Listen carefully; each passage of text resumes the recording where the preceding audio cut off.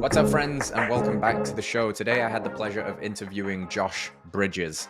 Josh is a SEAL, a father, a CrossFit Games competitor, a legend in the CrossFit space, and now a businessman and entrepreneur.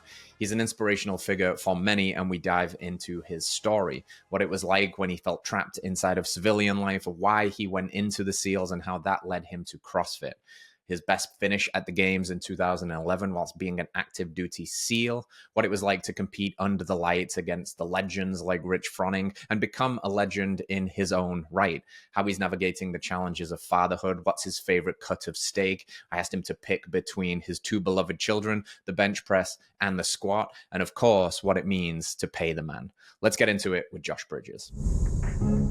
Pay the man himself. What does it mean to you these days, Josh? What does that mantra mean, pay the man?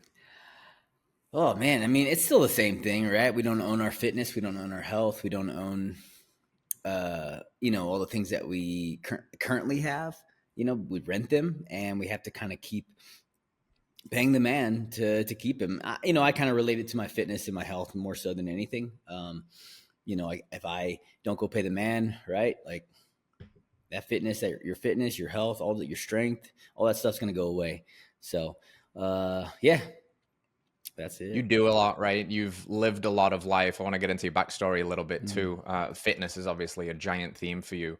When you think about it, would you say that fitness is kind of central to everything that you do? Like that's the unshakable boulder, so to speak, that if you have that taken care of, everything else kind of falls in place?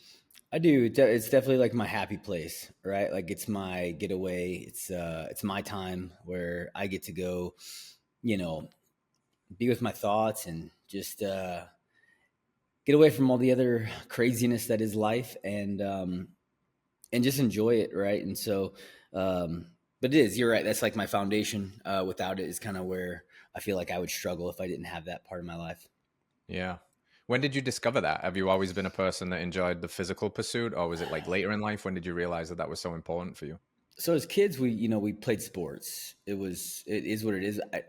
And we did start working out I did start working out at a younger age. I'd say probably like 6th, 7th grade, but it was like bodybuilding style of working out because that was kind of all I knew. I didn't really know anything else.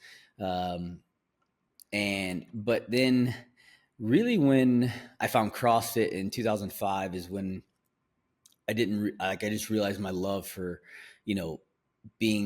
pushing my body physically and seeing just like what I'm capable of.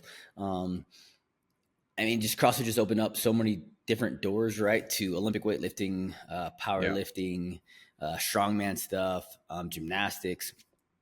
Growing up, I wrestled, played baseball, soccer, the traditional sports. And I just didn't have a lot of exposure to any of those types of fitness regimens. And so CrossFit just was this big opening that opened my eyes to, oh, wow, there's so many different other ways to train than just going in the gym and doing bench press and bicep curls.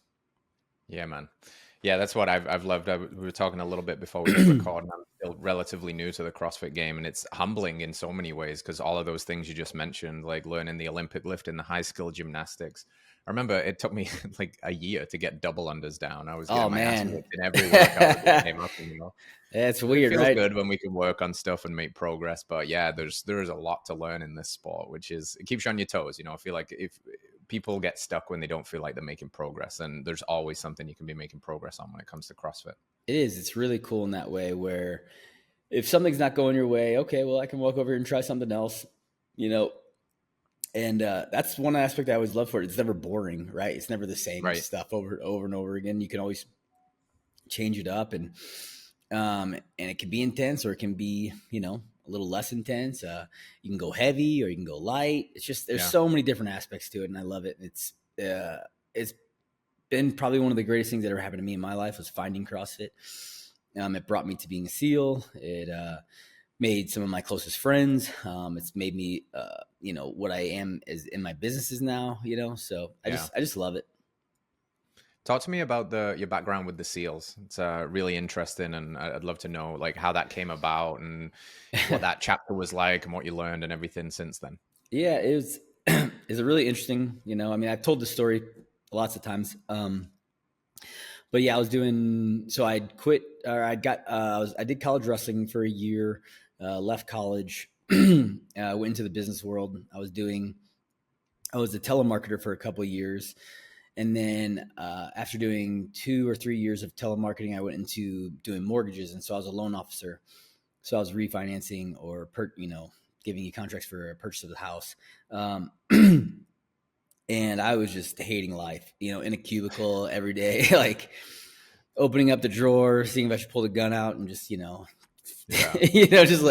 just hating life, man. And luckily though, I found a guy, his name was Mike Singer. He was just like, hey, I'm going to go try to be a Navy SEAL at some point here soon. And some of these guys do stuff called CrossFit. So I was like, oh, okay. And I was like kind of working out. I started working out again there for like a couple of years. I just kind of like didn't do shit after college wrestling. But so I was like, okay. I kind of like pulled up CrossFit.com and I was checking it out. I'm like, oh, this seems interesting. This seems cool. And then so we started. We ended up going to we'd go to Gold's gyms and do it in in the back corner or they sometimes had these like empty rooms in these old Gold gyms that I was in downtown St. Louis at the time. And there was this empty room. So I just take a bunch of shit into the empty room and go do my CrossFit stuff. And or go to Wash U, which is in St. Louis as well. We'd go into their gym, their weight room, and they had an Olympic weightlifting area. And so we'd kind of take over that area and do some CrossFit. Or I'd go to the park with rings, or I'd have, whatever, a really random area. There was no CrossFit gyms in St. Louis at the time. And so, and just fell in love with it. And then I was like, okay, well, he's going to go be a Navy SEAL. I'd always been interested from watching movies. If I would be able to go through boot camp, which is now looking back on, it's crazy because boot camp's a joke. And, but I was like, okay, Navy SEAL training, the hardest training in the world. I started reading some books, Dick Couch's, I can't remember the name of that book now, but it basically talks about buds, and then watching the 234 on Discovery Channel video. I'm like, wow, this seems pretty crazy. But so this was in 2005. So I was 22 at the time, probably 21 actually, probably before I turned 22 because it was early that year. And I was like, man, it's now or never. And so gave myself a year and a half to train and prep for it. Me and Mike actually went in together, had a buddy contract. And then went to Buds, got through it my one class, 266, SQT, awesome time. And then went on 3 deployments, 2 to Iraq, 1 to Afghanistan. And ended up getting out in 2015 after doing 3 years at a training command. So I was an instructor. Just really amazing times. I mean, it was really hard. It was tough. I had both my boys while I was in. And in 2015, I could have either re-enlisted or gotten out. And I had the opportunity to go and be a professional athlete with CrossFit. And so it was okay, do I stay in? I'm going to miss a lot of time that I don't want to with my boys, or I could get out, have a lot more time at home, and I get to be a professional athlete, which was what I always wanted to be growing up as a kid. I never had I want to be a Navy SEAL. Mike, my buddy who kind of taught me about all this stuff. He's like, that's what I've always wanted to do since I was a little kid. I'm like, I've never even heard of Navy SEAL. And so I took that opportunity, and it was, I'm very thankful that I did, because I spent a lot more time with my kids. I got to drop them off, pick them up from school, hang out with them a lot more than I would have if I would have re-enlisted. Right on, man.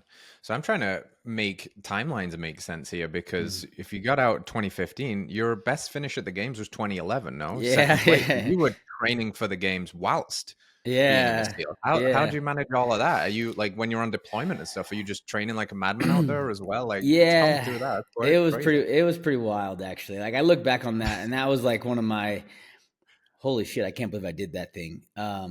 Because we were in a workup which is basically all of your training to work up to lead to a deployment. And I would have, as a SEAL, we did have a gym equipments that we would either we already had a gym at our training locations that we went to, because we always went to the same spots pretty much. Or if you're going to a new place, you had like a mobile gym that you got to bring with you. And that was like, a barbell, some kettlebells, some dumbbells, not a ton of stuff, but enough to get by. And so, yeah, like in between training sessions, which, I mean, there's times where we're training and it's like 12 to 14 hour days. Yeah. And then what you'd get a breakfast break, or you get a lunch break, and you get a dinner break.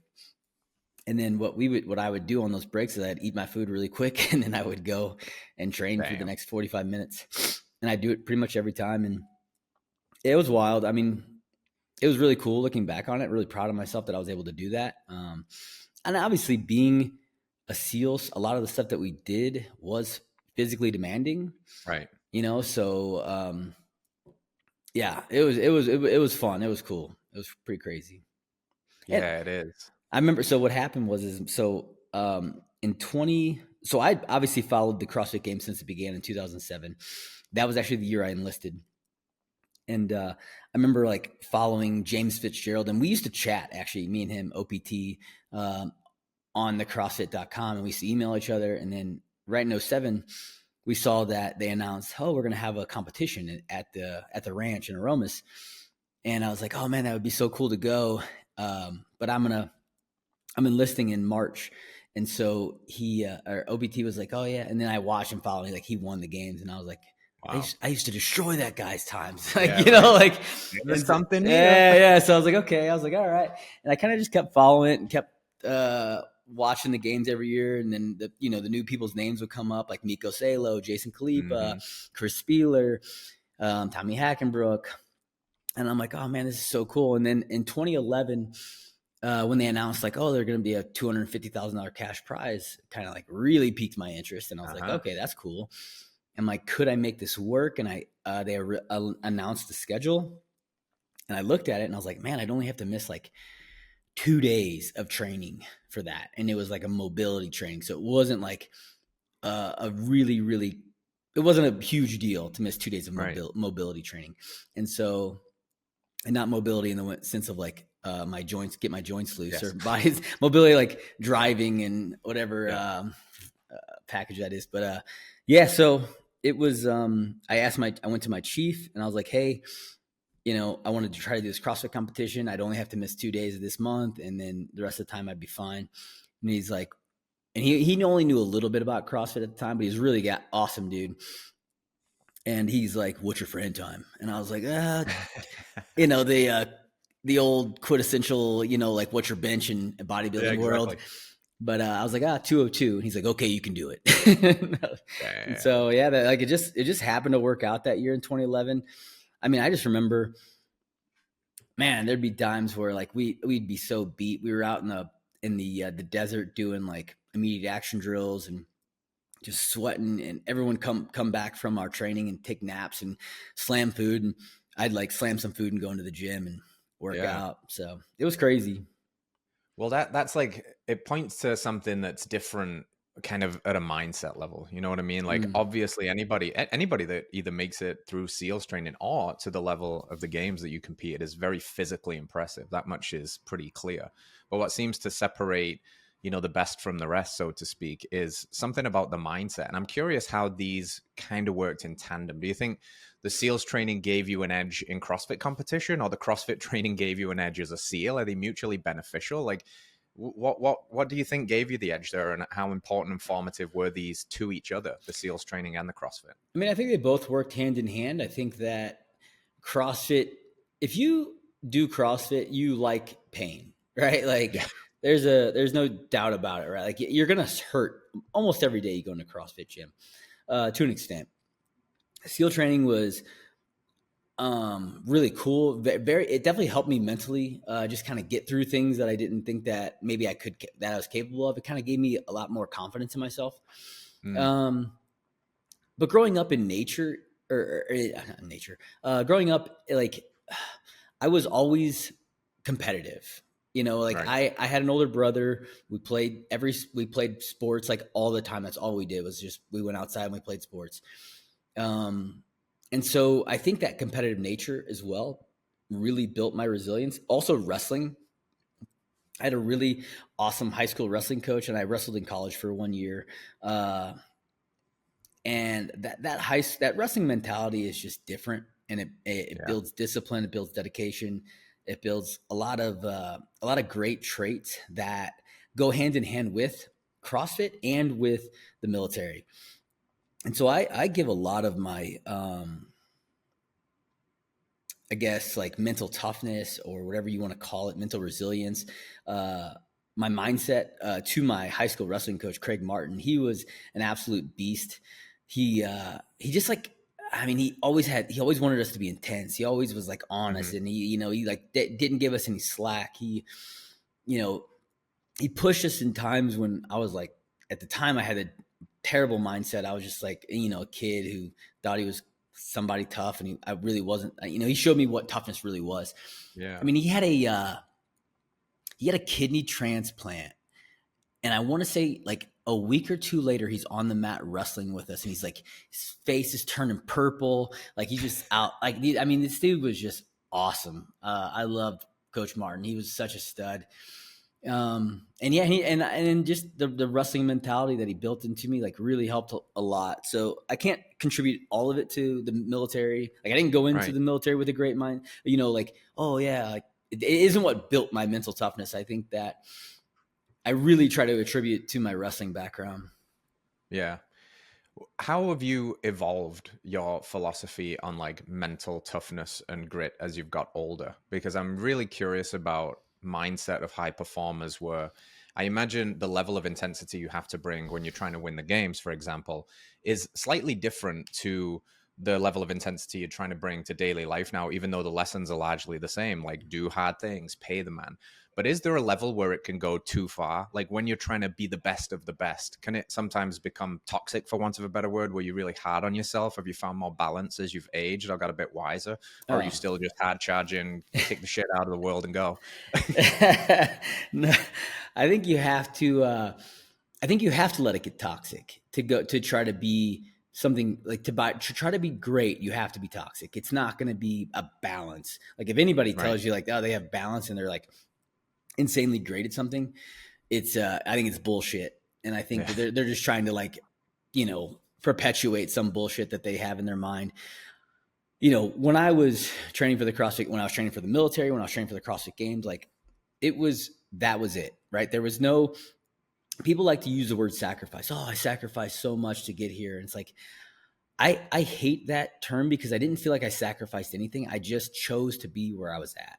And Mm. like, I didn't want to be anywhere else. I didn't want to be at the bar drinking. I didn't want to be out hanging out with friends. I wanted to be with my friends who wanted to work out with me. Yeah. And that Yeah. was it. So I just think that, yeah, and to answer your question, yes, going into life now, it has to be an adjustment. Obviously, I have kids. I have to give them the time they deserve, and you can't be. It's really, it's not. You can't be selfish anymore. You can still be selfish in Yeah. some aspects. I still got to get my workout in. It just is going to be shorter. It's going to be less intense than it used to be. But, and yeah, it has been a challenge to find that balance, because for so many years there was no balance. It was all Yeah. 100% foot on the gas, and I'm going as hard as I can, and this is where I want to be. I love this shit. It's not always fun, but I love it. And so when I finally stopped competing, it took a long time to really realize like, hey, you're not competing anymore. You're not trying to Yeah. be the fittest person on earth. Like you can just work out and still push yourself to get, to you can still have goals in the gym, but this isn't your end all be all anymore. And, and then I had to and then I have to learn how to talk to my kids about stuff like this too. Right. Right. Because, Yeah. when they have these goals, they'll tell me they have these goals, and I'll get like, and they're still young, right? They're not like adults trying to go meet their goals. They're kids.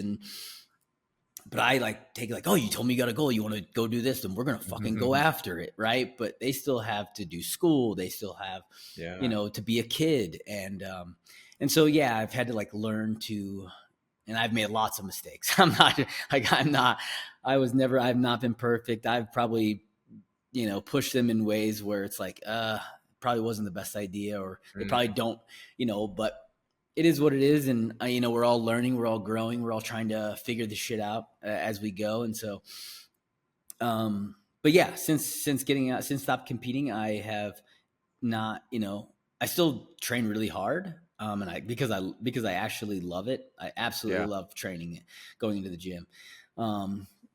Do I literally look forward to it every day? No, not as much as I used to, but I still do love it. And so, yeah, it's been a challenge every year. I think I've gotten a little better at understanding, okay, this is where I'm at in my life. Here's my goals, but I'm still going to go push, but it's not, I don't have to, sometimes I'll be in this workout and I'm like, God damn it, why am I doing this? Like, I'm not trying to be the fittest, but it's just that, who I am. Yeah, it's who I am, right? And like, if there's another person next to me training with me, I definitely go a little bit harder still. Oh, forget it, man. I've often said, I've got an open space and a barn. I'm like, I could really kit this out. 8 to 10K, I could have the sickest gym. And then I'm like, shut up, bitch. You wouldn't use it. Like if you go to the gym, you just know you wouldn't. So it's like a pipe dream, but we crave that. Like you said, it's who you are. It's why whatever was happening to you when you was doing the mortgage stuff was rejecting that so hard, because you weren't meant to be a civilian. And some of us aren't. And some of us are, like if we go back to hunter-gatherer lens, there's always going to be the marauders and the warriors that are on the wall, like with the spears. And there's going to be other people that stay closer to home and they do different roles. We got to celebrate that. But it's 100% understanding when it's time and place to either turn the volume up or down. But the parenting thing for me is really interesting. You said you've got like teenage boys. My oldest is only 5 right now, so we've not gotten into all of the lessons yet, and I think a lot of the lessons are what you show, not just what you say, right? But I'm really curious how I'm gonna make mistakes. I fully agree, we all do. It's like, how do you give the right level of pressure to not turn your kids into whiny little entitled bitches and make them tough and resilient, but also not try and turn them into a little me? Because I know I'm a little messed up, man. A lot of what you're saying resonates with me, because I'm a little bit of a, masochist, love the pain, love the suffering. And I want them to have glimpses of that, but I don't want them to, be buried by it either. So the parenting thing is a really interesting challenge, man. It is so crazy, because I just missed the day where they handed you the manual when you got your kid, right? They're like, yeah, here's your child and here's your manual, how you raise them. And I'm like, oh, so I wasn't there that day. And so it's tough. And then you have to, learn. And I think this came when I was an instructor. I got some of the best advice I'd ever gotten being an instructor in the SEAL teams. Like, you have to be able, if like someone's not getting something, it's not on them, it's on you, because you're teaching them the wrong way, right? So like, you have to understand how to talk to different people, but be able to basically say the same thing, but in different ways. Yeah. And dude, like with my kids, that couldn't be more spot on, because I have a 15-year-old and a 13-year-old. And it's like, if I say one thing to the 15-year-old a certain way, he's like, I can just tell he's like totally off put. He like doesn't, he's like, he's pissed and he doesn't want to hear it. And where if I say it to the same way, the 13-year-old, he's like, oh yeah, that sounds good. And it's like, whatever. Right. And so it's like understanding your child, who they are, and like how they respond to certain things. And that it's even been challenging in a sense, because my 15-year-old is like insanely athletic, but he doesn't like to work out at all. And then my 13-year-old is really athletic as well, but he loves to work out. And so it's like, damn, this is wild, right? Like both of you are built by the same two people, but you couldn't be polar opposites in so many different aspects of their life. And so, that's been really challenging to like try to figure out how to make my 15-year-old enjoy working out. And I mean, and I have definitely made lots of mistakes with him, and, got on him in certain spots. I mean, I just did probably 2 days ago. I kind of lost it on him in the gym, and I'm like, buddy, you're telling me you want this goal, but you're not showing me that you want it. You're just telling me like words are words, but actions speak louder than words. And, but I have to like check myself so often with him, be like, dude, just shut up, just like let him make his, because I remember being a kid and like, I hated being told what to do. I hated it. And Yeah. I hated being like, you got to do this. You got to do this, And I had I had a wrestling coach that was like an assistant coach who was always on me and like trying to get me to stay after or come early and everything like that. And I was like, nah, I don't need to do that shit. And like looking back, I'm like, man, that was awesome that he did that. But I guess it was the way that he was saying it to me wasn't really resonating. And he didn't let me figure. And I remember saying this to him. I was like, I want to figure it out on my own. I want to I want to make my own mistakes. And so I have to like really look back and be like, hey, did you like being yelled at and talked to and told what to do all the fucking time? No. And I don't think most people don't. But, and so I had to really realize that. I've had to really realize that a lot with my older son and let him make mistakes and let him, figure shit out on his own. Yeah, it's so trippy, dude. My 5 and almost 2-year-old are polar opposites in a sense, like, and they're still so young, so it's hard to tell who's going to have this trait and that trait when it comes to the physical endeavors. But just like very, very different. You can tell the way they react to a little bit of discipline or, a stern voice is just polar opposite. So it's really interesting because not only do you have to manage and learn how you speak to them differently so they'll respond, but really they're teaching you so much about yourself too. They're like crazy little mirrors. They're showing you all of the little dark parts of the psyche up here that's like a dusty shelf that you're like, oh, isn't that really bloody interesting? Should pay attention to that, man. 100%, man. That could not speak more like some, and it's the good traits and the bad traits too, right? It's like you see both. Yeah. You're like, oh, okay, that's me right there. That was me as a kid. I see that. That was who I was. And then they'll lose it, and I'm like, oh, that was me too. Yeah. It's like, oh man, and you're right. It's tough. It's like just trying to figure it all out, and not push them, not be so hard that you push them away from stuff, because I tell them this all the time with training. It's like, yes, right now you're using this to be stronger so that you can be better at sports, or stronger, faster, bigger, stronger, faster for sports. And I'm like, but this is something you're going to have to do for the rest of your life just to be healthy and live long and like live a long, healthy life. Like, this isn't something that you only like once you're done playing sports, you don't stop working out. Yeah. Mm-hmm. So like this is, and then instilling that in them as well. Like this isn't a sprint. This is a marathon, man. This is for the rest of your life. And, always tell them like, hey man, like being strong and being fit is hard, but being weak is even harder. And it's like, and obviously that's not my quote. Like, I've heard that many times from other people, but I'm just like, dude, it's like, you don't want to be weak. And I know right now you're strong and you're good without even working out. You're really athletic. You're fast, but like at some point, dude, you're going to have to start doing this to keep that shit. Yes. Oh, so good, man. That's why you have to pay the man. Because when we're all, 18 and made of magic and rubber, we can bounce back. Everybody's hot, lean, athletic, young, sexy. Right. Show me where you're at when you're 25, 30, 35, and you haven't been doing these things. And time is the great amplifier. So that's a really good meta lesson to build into all of that. Yeah. I'm curious, as you reflect on your CrossFit career in particular, what are some of the core memories that really stands out? You had a couple of iconic wins. You won some like regionals and qualifiers and stuff. The 2011, the being on the podium, the push, the handstand and rope pull workout with head toe to toe with Rich Froning, where you get on the stage afterwards and you're just going crazy. Like, what's some of your personal highlights? Like, do you have personal favorite memories? I mean, that the push pull against Rich underneath the lights. That was the last time we were at night in the arena, or in the tennis stadium. That was such a cool, obviously I won, so I was happy, but, so that always helps. Murph was a really special moment. That workout was just, I got really fortunate that, cause they did it in 15 and I wasn't there. And then in 16 they redid it. And so I was really stoked, and that's a really cool one. There's so many just memories. Like 2014 was actually my favorite season at CrossFit, at the games. We just had a great time in the back, like warming up in the area with all the other athletes. Like, we just had a great time. Like, we were joking, making fun of each other, just being dudes, having a great time. And I just really remember really enjoying that year. Being in the back with Rich, Dan, Jason, Yeah, that was Frazier's first year at the games, and he was like, getting in on the mix. Lots of just good people there that year, and that was really fun.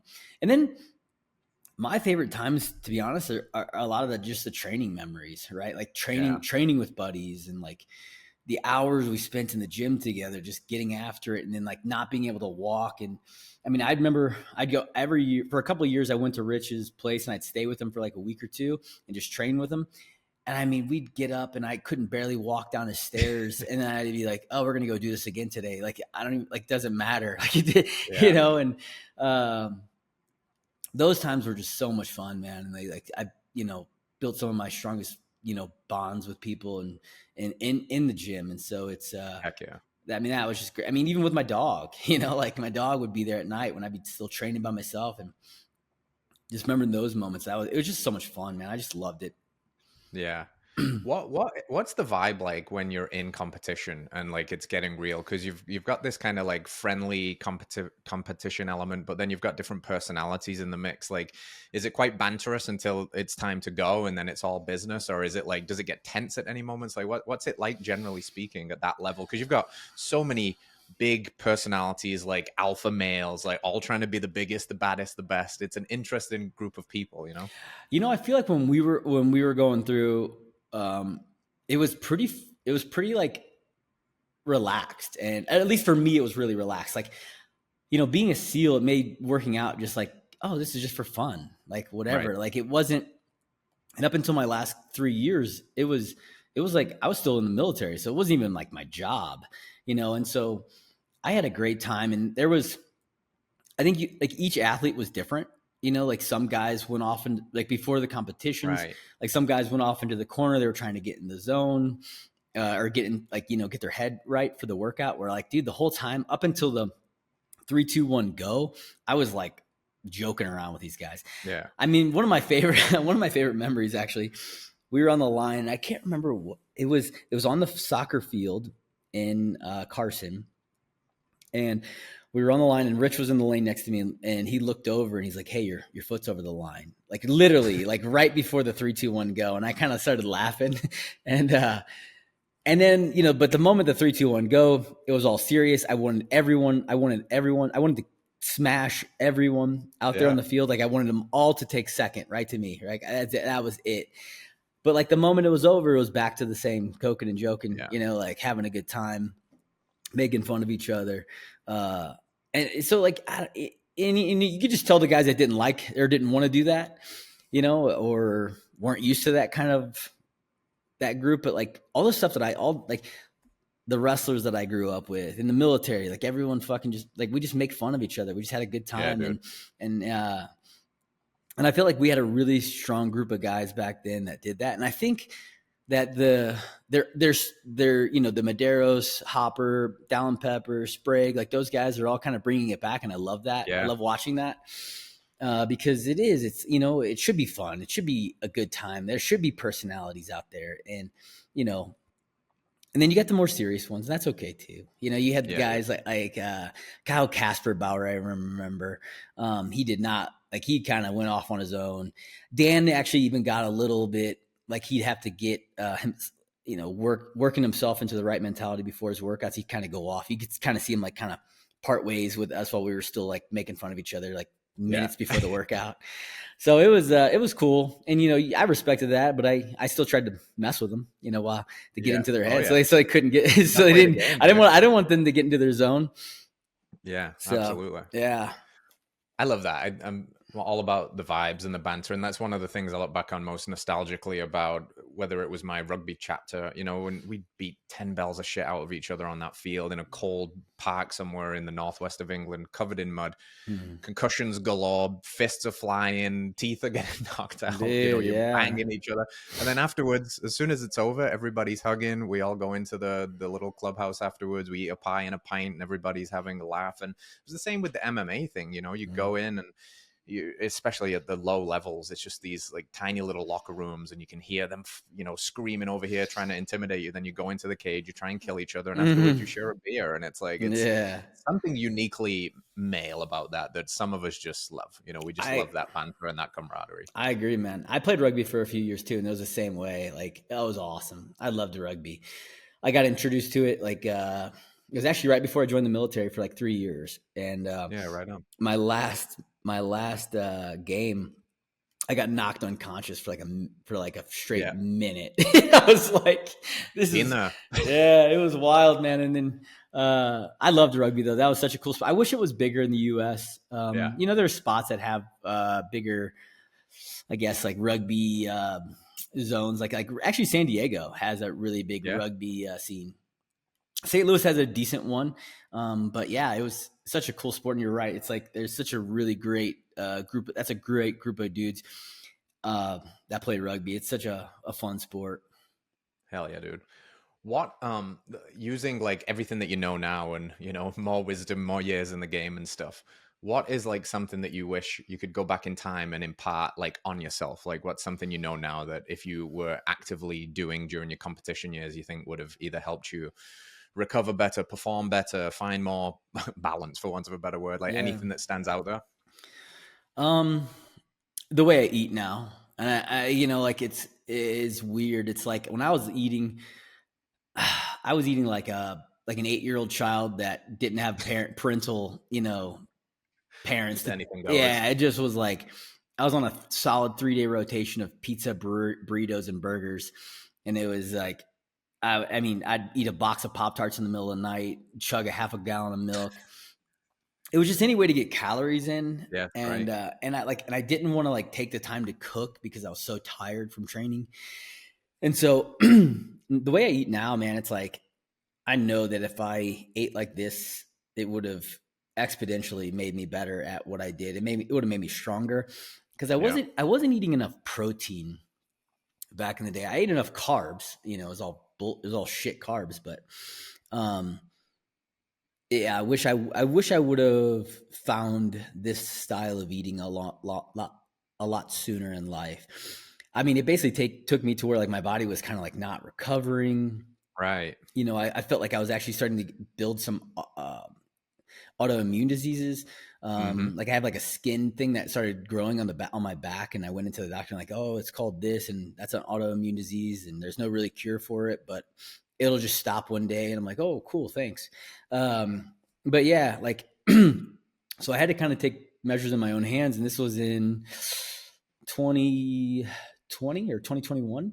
Right. So about 4 or 5 years ago now, I basically went to carnivore was kind of how it spiked my interest. I tried to do carnivore, like strict, just red meat. That was it. And it just didn't, I'm like, this isn't it. I don't think I can do this. And so hearing, Paul Saladino kind of start to talk about animal based, it made a lot more sense. I was like, okay, yeah, let's eat the fruit, honey, eggs, some dairy if it's raw.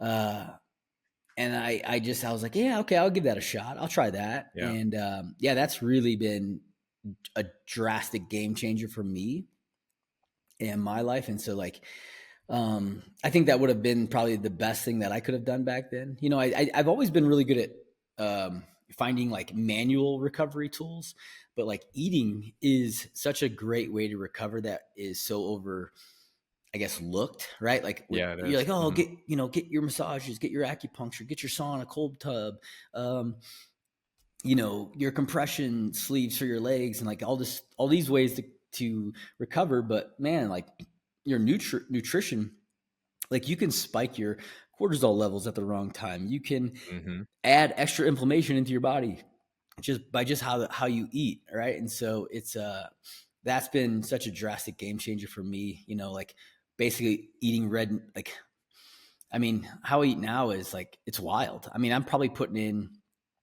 close to 200 to 220 grams of protein every day, weighing 170 pounds.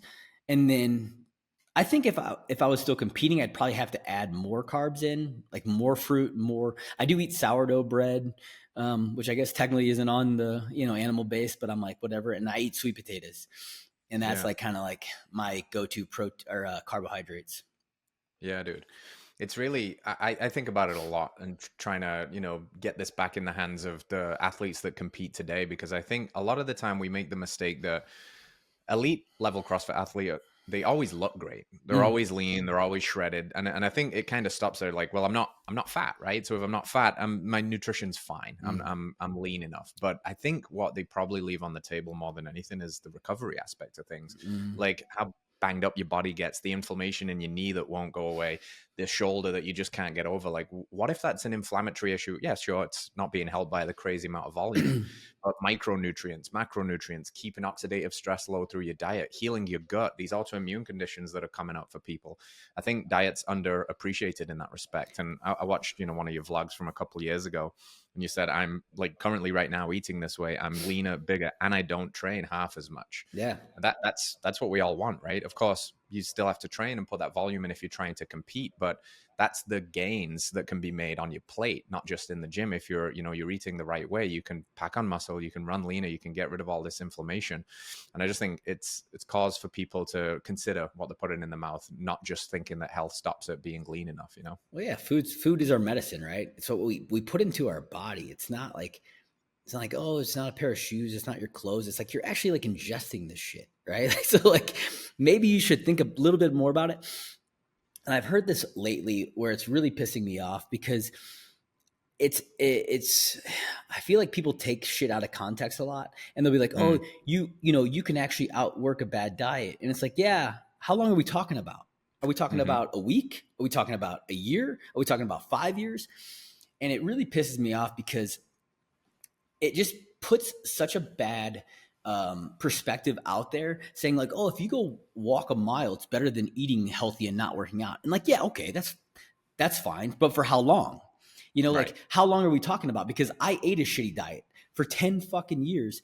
And yeah, I looked great. Like I was lean, I was cut, I had muscles. Like I didn't look unhealthy, but on the inside, I was fucking decaying, man. And like my body was not recovering well. I felt like shit all the time. I wasn't sleeping good at all. And so I hate that people try to put this shit out there. And it's just like this, it's clickbait, like, oh yeah. See, look, if you run a mile, it's better for you than eating healthy and not working out. It's like, okay, cool.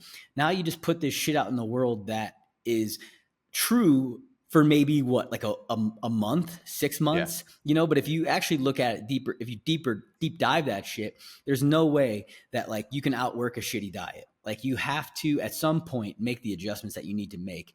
And that's what I found is like, I live that like, oh, I work out so I can eat like shit. It's like, yeah. And it was funny and it was fun at the time. And yeah, I was eating a whole box of cookies right before bed, but then I'd sleep. My sleep would be so broken up. I'd wake up every 2 hours and I'd have to go take a piss, or I just couldn't fall back asleep. So I'd have to go like chug milk or something. And then I'm like realizing, oh, my blood sugar's high. My cortisol levels are always high. My sleep's up. My testosterone's down.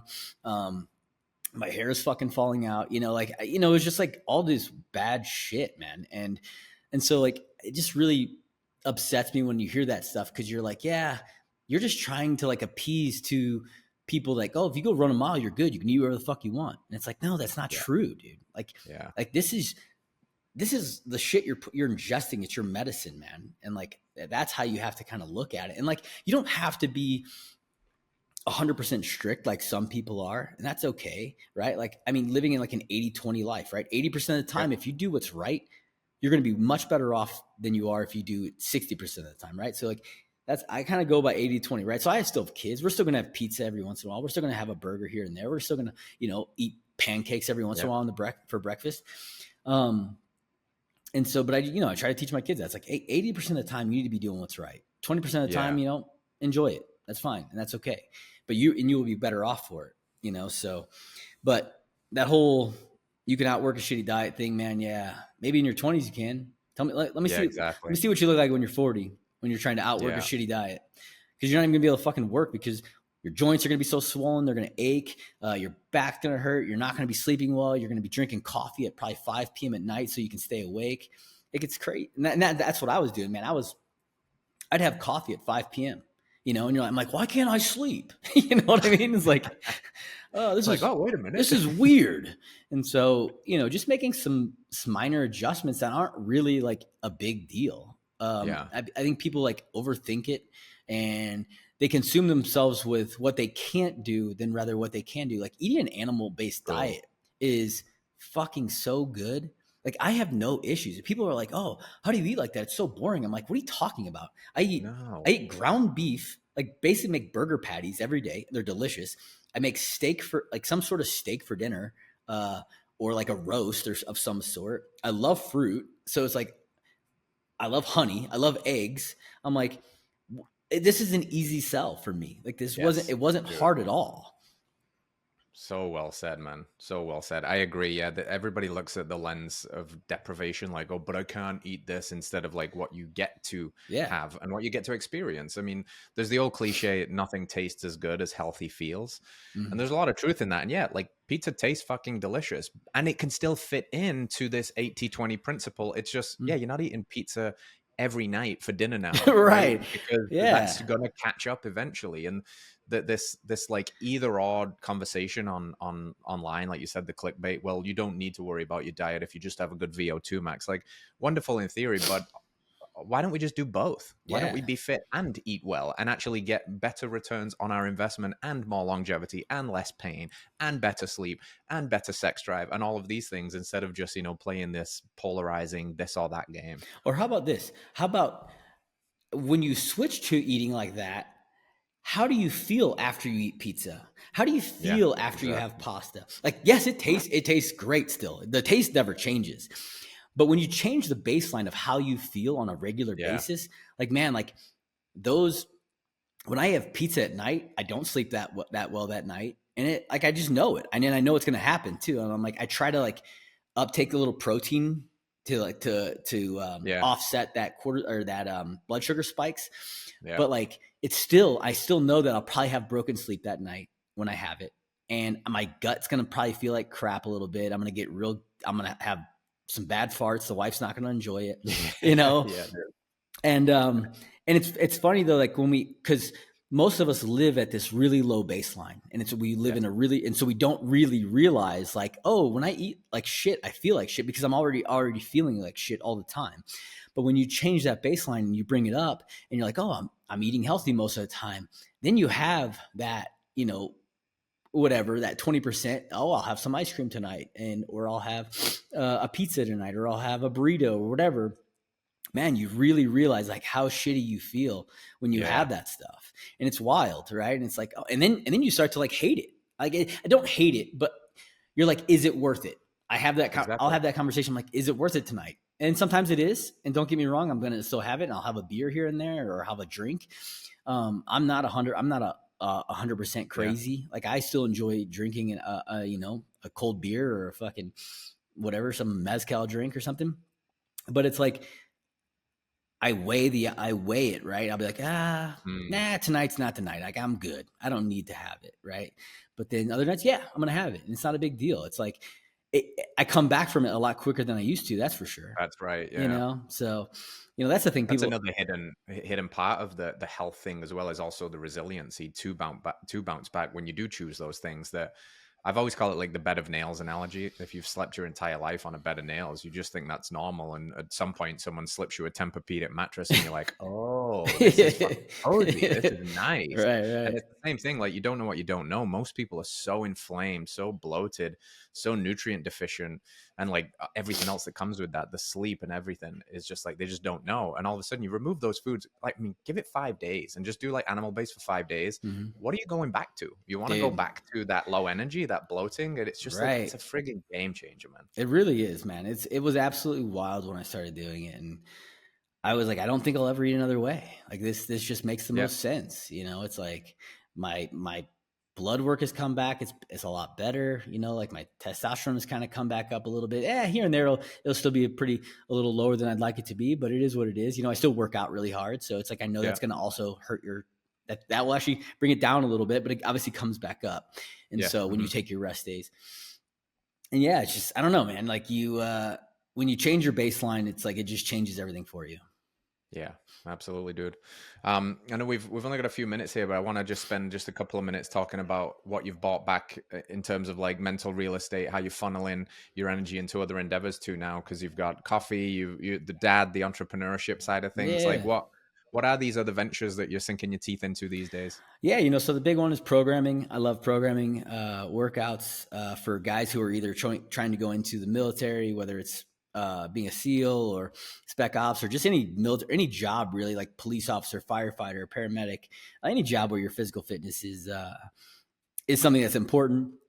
I love writing those programs for people because I think a lot of people go into they have these big goals, right? But they don't have the plan how to get there, and that's where I feel like I did the same. I had to figure it out on my own kind of thing. Like, okay, what works best? I know I got to run. I know I got to swim.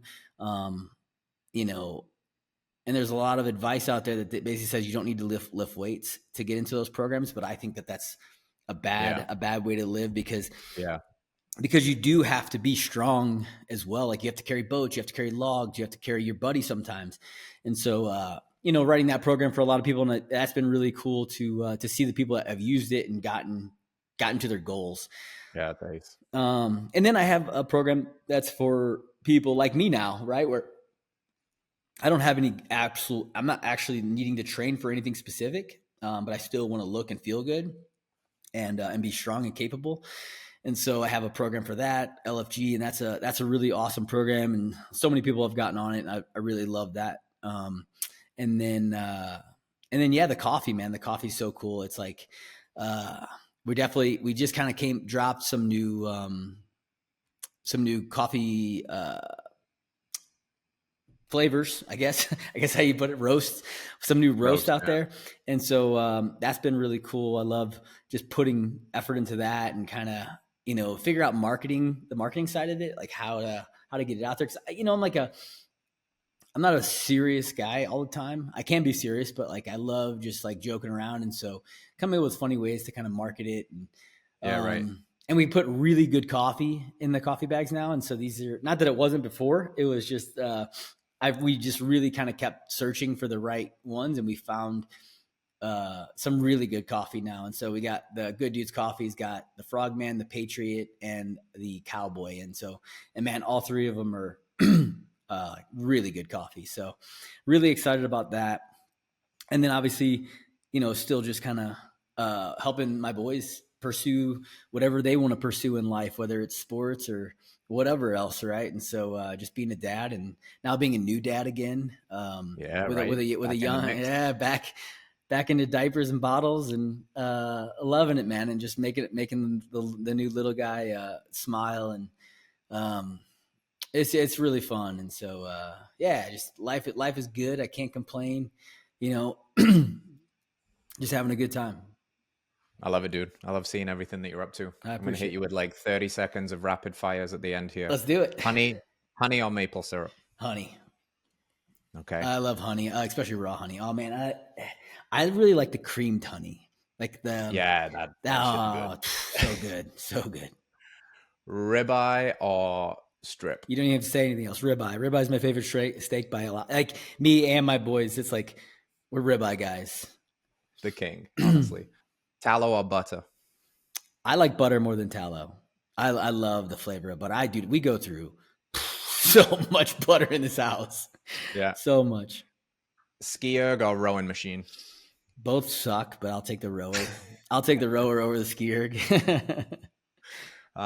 Snatches or cleans? Oh gosh, man. I'd have to go power clean. I love a power clean. Yeah, and snatch is just like that lift that like when it feels good, it's amazing and it can feel like your favorite. But then those days that it's not there, it's just like you want to fucking grab that bar and throw it through a wall.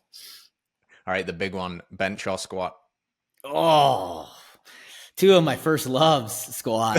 But I gotta go squat, man. I can't. If I had to pick between squat and bench, I'd break my heart either way. But I'd have to go squat. Yeah, that's like me asking you to pick a favorite kid, right? Yeah, right. That's not fair at all. That's so unfair, man. All right, brother. I appreciate you a lot. Thanks for tuning in. Really quick, drop your Instagram handle so everybody can go to find all the stuff you do. At Bridges J3 and at Josh Bridges or Josh-Bridges training.com. Josh, you're the man. Let's pay the man. Appreciate you. We'll see you all next week. Thank you.